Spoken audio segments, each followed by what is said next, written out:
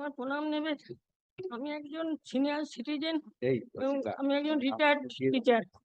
তো 2007-এ আমি রিটায়ার করি, কিন্তু তখন যখন 9 থেকে আমার পেনশন চালু হয়, তো যখন আমি পিপিওটা পাই তখন থেকে আমার 75,687 রুপিস আমার ওভারড্রন দেখিয়ে কেটে নেয়। তারপরে যখন আমি স্কুলে জিজ্ঞাসা করি যে এটা কিসের জন্য কাটা হলো, তখন বললো যে আপনার একটা ইনক্রিমেন্ট বেশি দেওয়া হয়েছিল। তো আমি বললাম কোথায়, তখন তো আপনি এটা আমার কাছে মেনশন করছেন কেন? আমি জানি যে আপনার কাছ থেকেই বিচার পাবো। সে আবার কি? সেই 7 সাল থেকে বিচারধারার সম্বন্ধে আমাদের আপনার কি মামলা কিছু হয়েছে? না না, আমি এসেছি শুধু আপনার কাছে জানিয়ে যে আপনি এটার একটা বিহিত করে দেবেনই।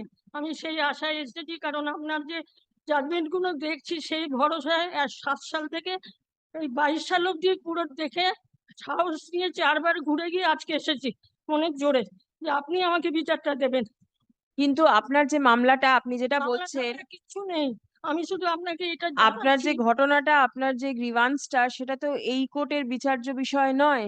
কিন্তু আমি কি আপনার করে? কাছেই জানতে চাই, আপনিই পারবেন এটা করে দিতে। আপনি চিফ জাস্টিসের কোর্টে যান। আমার সাহস হবে না, বা ওনার কাছে আমি যাব না, আমি বাড়ি চলে যাব।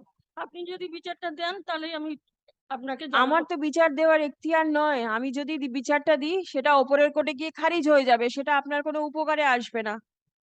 না, এই যে ওভারডাউনটা হয়েছে, স্কুল বললো যে আপনার একটা ইনক্রিমেন্ট বেশি দেওয়া হয়েছিল, অন্তত আমি এটা তো বুঝতে শুনলেন। পেরেছি, কিন্তু সেটা একটা তো আমার মামলা দোষ না না। করলে তো কোনো অর্ডার দেওয়া যাবে না এখানে।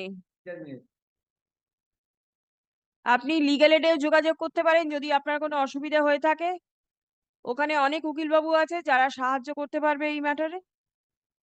তো আমার উকিল বাবুদের রাখার ক্ষমতা নেই। আমি ওই মানে জন্যই বললাম আপনি লিগ্যাল এডে যান, ওখানে গিয়ে দেখা করুন। ওখানে ব্যবস্থা আছে এই ধরনের মামলা হ্যান্ডেল করার জন্য। যদি আর্থিক অসুবিধা থাকে সেটাও আপনি গিয়ে বলবেন, তাহলে নিশ্চয়ই ওনারা দেখবেন। ঠিক আছে?